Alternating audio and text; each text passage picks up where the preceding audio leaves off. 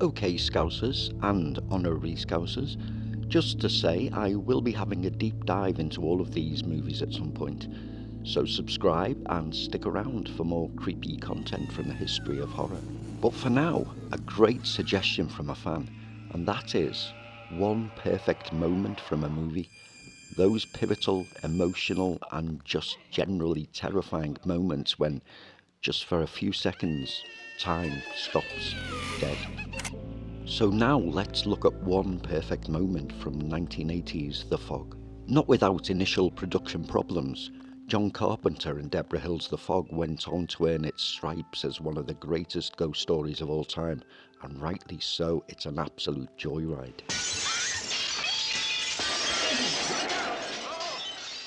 It's the 100th anniversary of Antonio Bay, but amongst the celebrations, something sinister is afoot. The town's history is far from squeaky clean, and somebody wants revenge.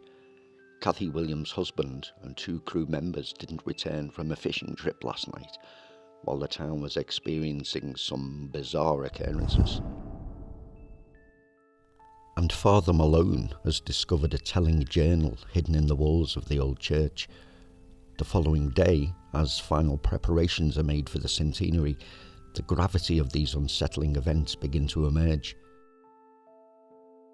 Mrs. Williams' husband is discovered. The journal reveals a shameful secret, and the titular fog is rolling in for its final victims. Stevie Wayne, the town's radio host, is stationed in a lighthouse at the far end of the bay. She receives weather reports from Dan, the local weather guy. However, as the sun sets, Stevie begins to suspect something is terribly wrong. This fog glows and moves unnaturally, and as the fog reaches Dan's door, her worst fears are confirmed. You ain't gonna like finding me home. Dan, stay away from the door! Anybody here? Some asshole got drunk and started taking this 100-year-old business too seriously.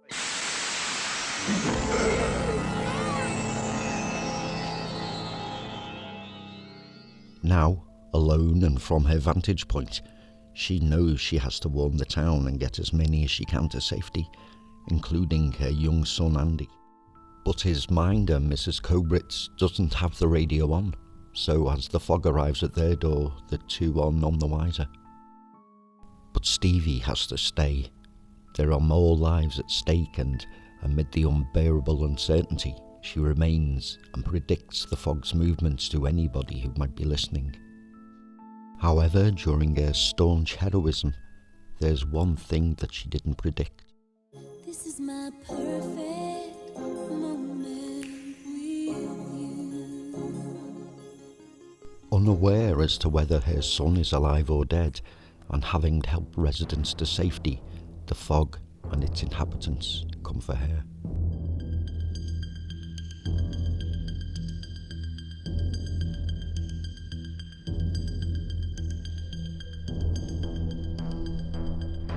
Stevie virtually made the horror equivalent of Sophie's Choice, and now she has to fight for her life.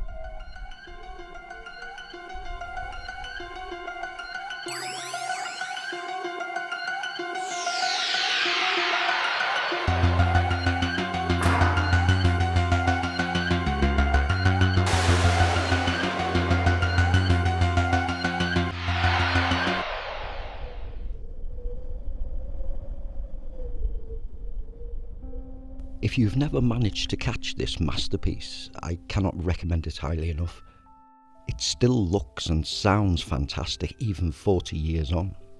So treat yourself. Lights out, big screen, volume up, and find out what happens to our Stevie. Ahoy, mateys. This is KB Antonio Bay.